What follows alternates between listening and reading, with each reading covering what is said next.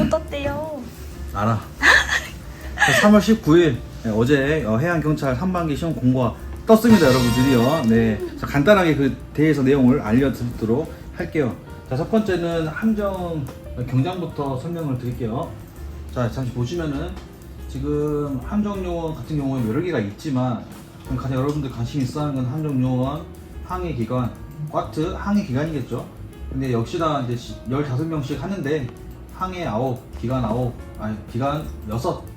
이 얘네들은 기본적으로 두 볏을 뽑으니까 18명, 12명이니까 굉장히 많이 뽑은다고 보면 되는 거예요.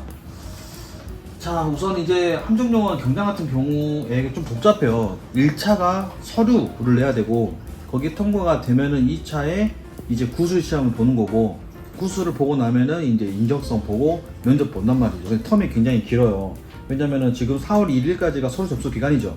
이게 끝난 다음에 구술 시험이 5월 21일부터 24일까지 있고 체력이 7월 13일날 있고 면접이 8월 6일날 있단 말이에요. 그러니까 텀이 굉장히 기니까 함정요원 같은 경우에는 여기 올인하지 말고 그냥 보험 삼아서 되면 좋고 안 되면 말고 라는 식으로 접근을 하셔야 돼요. 알겠죠? 기본적으로 필기를 준비하는 거에 올인을 하고 이거는 기본적으로 그 경력자들을 우대하는 시험이에요. 그러니까 내가 순선 경력이 한 3년 이하다 그러면 그냥 한 합격률 한 30% 정도 보시면 될 것 같고 4년이다? 그러면 한 60%, 70%, 5년 이상이다? 그러면 한 8, 90% 정도 놓고 보시면 됩니다. 우선은 서류에 중요한 게 자소서하고 지무서란 말이죠. 이것도 각각 20점씩이 들어가기 때문에 중요하겠죠. 그럼 요거는 이제 저희가 전에 합격했던 친구들 22년도, 23년도 거 샘플이 있으니까 인강 같이 참고하시고 꼭 보세요. 보시고 돈 아까워하지 말고 보시고 보면 얼마나 잘 썼는지 아마 여러분이 쓰신 것보다 굉장히 디테일하게 또 섬세하게 잘 썼단 말이죠. 그걸 보시면서 여러분 걸 만들어 가시고 4월 1일 시간이 별로 없지만 그래도 이 짧은 시간 안에 올인하셔가지고 예쁘게 정말 잘 만드셔야 나중에 구술 시험에도 이게 적용이 되니까 네, 그것도 같이 참고해서 보시면 되겠습니다. 구술 시험에는 뭐 공고 안에 보시면은 뭐 항해뿐만 아니라 영어, 뭐 법규 이런 게 많이 나오잖아요. 근데 제가 지금 2년까지 기출을 본 결과는 뭐 영어라든지 아직 법규 같은 건 나오지 않았고요. 그냥 항해는 항해 전공, 기관은 기관 전공 위주 나왔어요.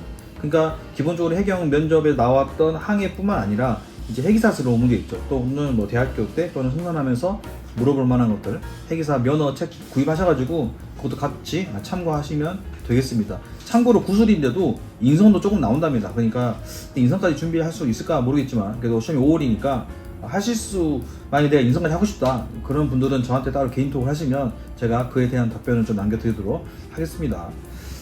자, 두 번째 선박 관제입니다. 이제 관제 보시면 선박 관제가 지금 7급하고 9급하고 나눠져 있단 말이에요.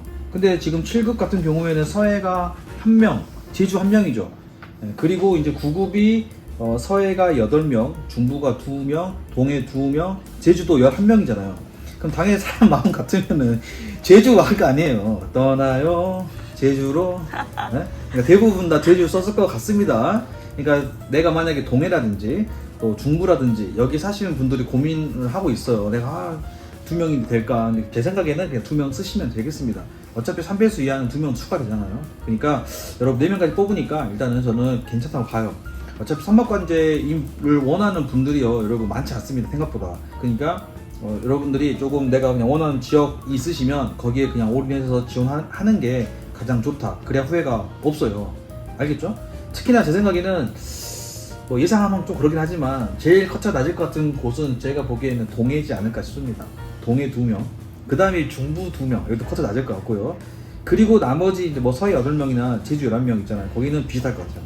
오히려 많이 뽑을수록 지원자가 많다 보니까 커트라인이 오히려 올라가요. 비슷해요. 그래서 까고 보면은 제 생각에는 큰 차이가 없을 거다. 공부나 하시면 된다. 열심히. 예, 그래서 어디 뭐 기회를 보고 막 가려 하지 말고 그냥 본인 노력을 높이셔가지고 커트라인을 본인 스스로가 그냥 실력을 갖춰가는 게 제일 안전하다는 거.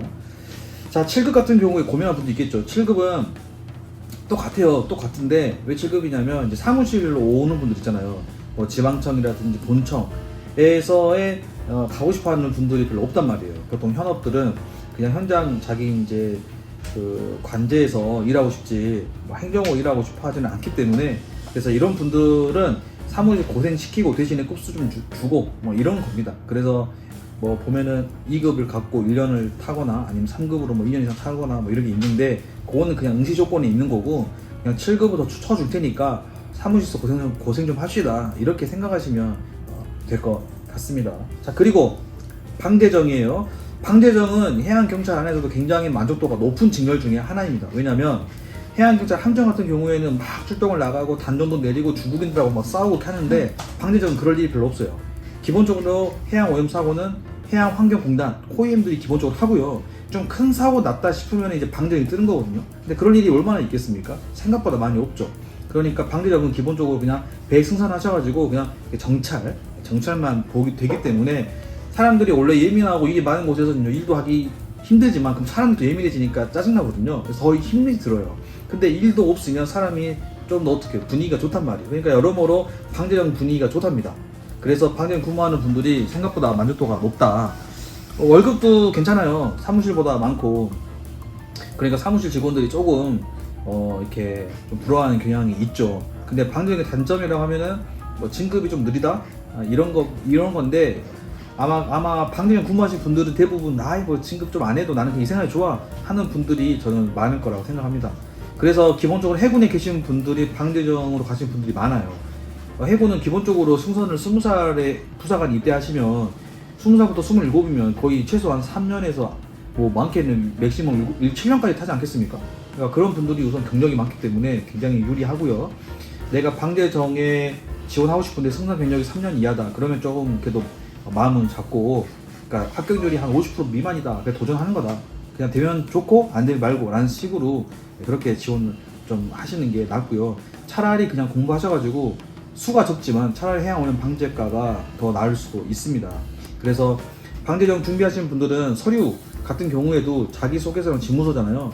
그래서 요거는 준비를 좀 잘 하셔야 돼요. 어차피 승선 경력이 내가 있다 하더라도 내 경쟁자가 몇 년인 사람들이 없잖아요.